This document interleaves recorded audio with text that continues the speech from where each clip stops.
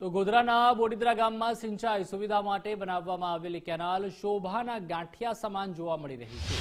ઓરવાડા અને બોડીદરા તળાવ મારફતે કેનાલમાં આપવામાં આવતું પાણી પણ બંધ કરાયું છે, જેથી સ્થાનિકોની સિંચાઈ સુવિધા ઉપલબ્ધ બનાવવા માટે ઉગ્ર માંગ ઉઠી છે। અહીંના ખેડૂતો પોતાની મહામૂલી જમીનને સિંચાઈ સુવિધા મળે તો હરિયાળી બને એવો આશાવાદ વ્યક્ત કરી રહ્યા છે।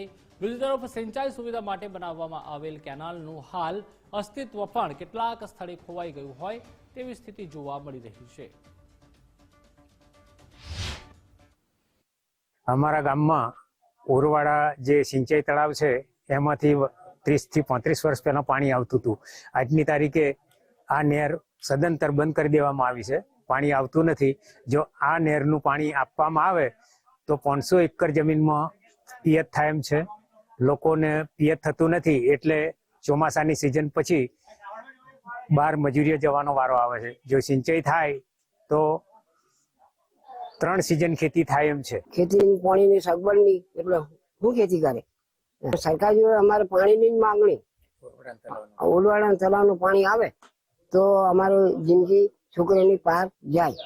30-35 વર્ષ પહેલા ઓરવાડાના તળાવનું સિંચાઈનું પાણી આવતું હતું, અત્યારે પાણી આવતું નથી, નહેર બંધ છે। જો પાણી મળે તો ખેતી થાય ને ચોમાસામાં વરસાદ પડે તો ખેતી થાય।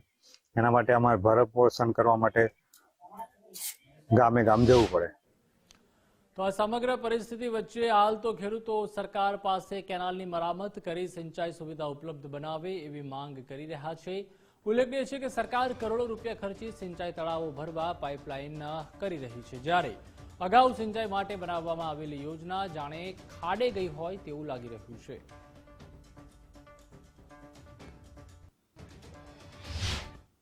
ખેડૂતોની આવક બમણી કરવા માટે કેન્દ્ર સરકાર અને રાજ્ય સરકાર દ્વારા ખેડૂતોને સિંચાઈનું પાણી મળી રહે તે માટે અનેક યોજના અમલમાં લાવી છે। અને ગ્રામ્ય વિસ્તારમાં જે તળાવો છે તે તળાવો પાણીથી ભરી તે નહેર મારફતે ખેડૂતોને સિંચાઈનું પાણી સરળતાથી મળી રહે તે માટે અનેક વાર યોજના કરવામાં આવી છે, પરંતુ હાલ તેની જે જમીની જે હકીકત છે અલગ જ જોવા મળી રહી છે। હાલ ગુજરાત ફર્સ્ટની ટીમ આવી પહોંચી છે ગોધરા તાલુકાના બોડીદરા ગામ ખાતે, જ્યાં 40 થી 50 વર્ષ ઉપરાંતથી ઓરવાડા ગામ ખાતે આવેલું જે સિંચાઈનું તળાવ છે અને બોડીદરા ગામમાં આવેલું જે સિંચાઈનું તળાવ છે તેમાંથી પાણી આપવા ખેડૂતોને પાણી આપવામાં આવતું હતું, પરંતુ હાલ આજે આ બનાવ નિર્માણ પામેલા જે નહેર છે હાલ ખંડેર હાલતમાં જોવા મળે છે।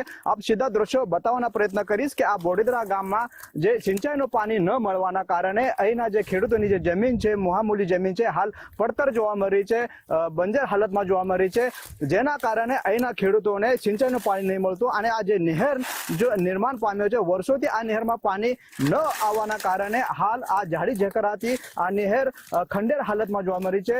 તો આગળ જતા પાણી માટીથી પૂરણ થતા જ આ જે નહેર છે એનો નામોશેષ થવા પામી છે। ત્યારે હાલ અહીંના જે ખેડૂતો છે આ ચોમાસાના આધારિત જ ખેતી કરતા હોય છે।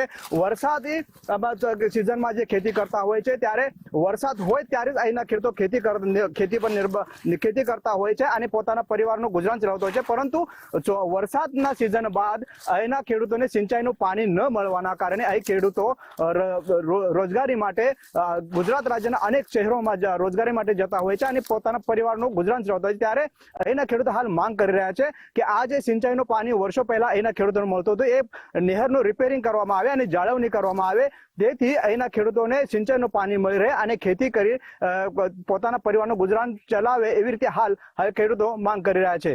હવે જોવાનું રહેશે કે ઘોર નિંદ્રામાં ઊંઘતું તંત્ર ક્યારે જાગશે અને ખેડૂતોને સિંચાઈનું પાણી મળવા માટે આ નહેરનું ક્યારે રિપેર કરવામાં આવશે એ જોવાનું રહ્યું। Namdev Patil, Gujarat first news, Bodidra, Godhra, Panchmahal.